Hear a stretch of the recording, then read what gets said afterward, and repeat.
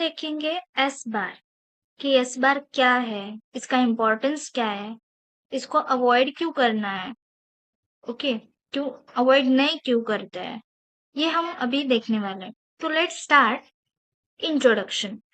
तो फर्स्ट हम इंट्रोडक्शन देखेंगे कि एस बार क्या है। शिफ्ट चेंज के टाइम सबसे इम्पोर्टेंट होता है प्रॉपर पेशेंट हैंडओवर। जब भी हम हॉस्पिटल में आफ्टर ड्यूटी, ओके, जब हम जा रहे होते हैं तो एक हैंडओवर होता है। ओके, शिफ्ट चेंज के टाइम जो सबसे इम्पोर्टेंट होता है कि हैंडओवर, कि पेशेंट को क्या देना है, पेशेंट को क्या हो रहा है, अभी उसकी कंडीशन कैसी है, ये हम देखते हैं। लेकिन क्या आप सही फॉर्मेट में रिपोर्ट दे रहे हो?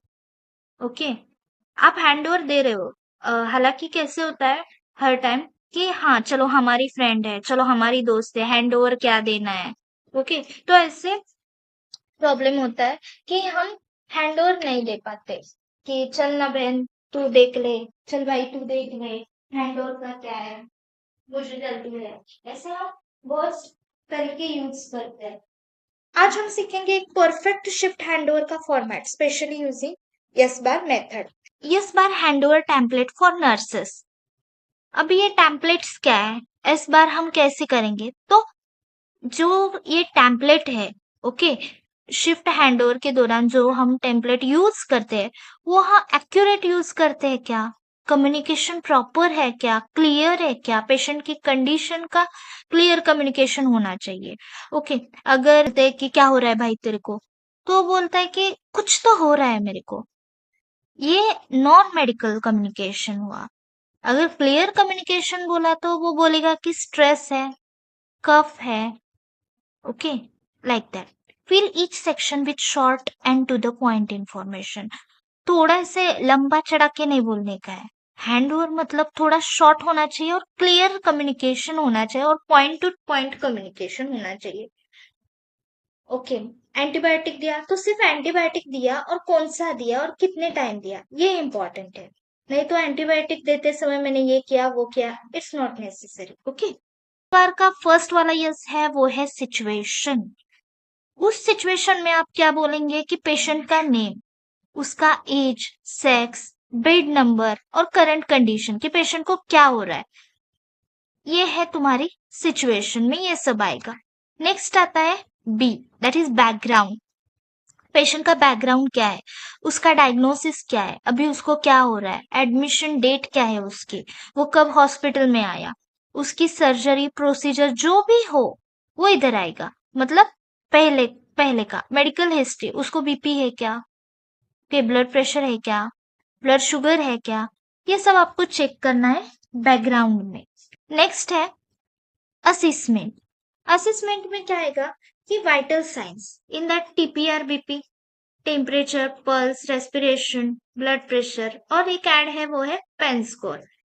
तो ड्रेन है क्या, फॉलिस है तो उसका स्टेटस क्या है, ओके, रिसेंट कंप्लेंट क्या है, मतलब पेशेंट जब आया था उसके पहले क्या प्रॉब्लम थी, अभी क्या प्रॉब्लम है, ये इनटेक आउटपुट। इनटेक और आउटपुट आपको यहाँ बताना है असेसमेंट में। Recommendation, R for recommendation. Next medication time कितना है, पेंडिंग लैब और रिपोर्ट कुछ है क्या, आपने क्या मॉनिटर किया, अदर इंस्ट्रक्शंस क्या है, क्या रिकमेंड कुछ किया है क्या डॉक्टर ने, ये सब रिकमेंडेशन में आएगा।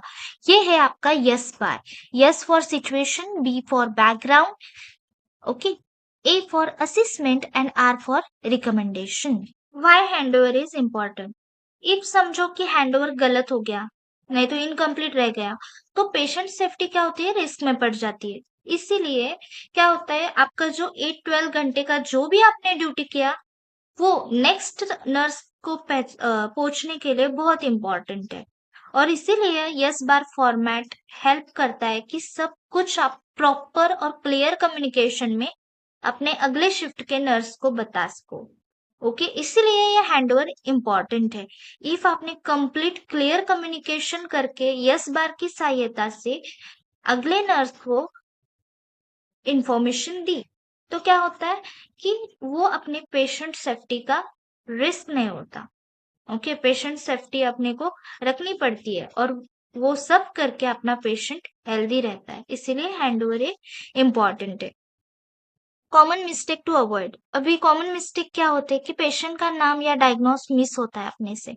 अरे वो 12 नंबर का पेशेंट है ना, उसको कोलियोलिथेसिस है, उसका ये हुआ है, उसका देख ले, ऐसा हम करते हैं। तो वैसा नहीं करने का है। टेस्ट रिपोर्ट्स पेंडिंग बताना भूल जाना, ओके, कि सुबह मॉर्निंग शिफ्ट के डॉक्टर ने बोला है कि उसका रिपोर्ट आए तो कल मॉर्निंग को मुझे दिखाना। अभी इवनिंग के स्टाफ को आप बताना भूल जाते हैं, तो इवनिंग का स्टाफ नहीं देखता। तो अगली सुबह जब आप मॉर्निंग को आएंगे तो डॉक्टर आपको ही पूछेंगे। तो इधर मतलब मिसगाइड हो जाता है। नेक्स्ट मेडिसिन और डोज का टाइम स्किप करना, ड्रेन और फॉली स्टेटस नहीं बताना, ओके, इमरजेंसी ऑर्डर कुछ भी हो वो मेंशन करना आप भूल जाते हैं। ये कॉमन मिस्टेक आपको अवॉइड करनी है। Clear? Then tips for better handover. Yes बार को हमेशा आपको याद रखना है। हमेशा अपना चार्ट यस बार के साथ लिख लो। मेंटली प्रिपेयर हो जाओ। फोकस रखो कि इम्पोर्टेंट क्या है और एक्स्ट्रा स्टोरीज को अवॉइड करो। टाइम डिस्ट्रैक्शंस बंद करो। ओके, अवॉइड करो ये सब। यस बार एक सिंपल टूल है लेकिन बहुत पावरफुल है। ऐसे ही रियल नर्सिंग टिप्स के लिए सब्सक्राइब कीजिए नर्सिंग टिप्स एंड ट्रिक्स। मिलते हैं नेक्स्ट वीडियो। Thank you.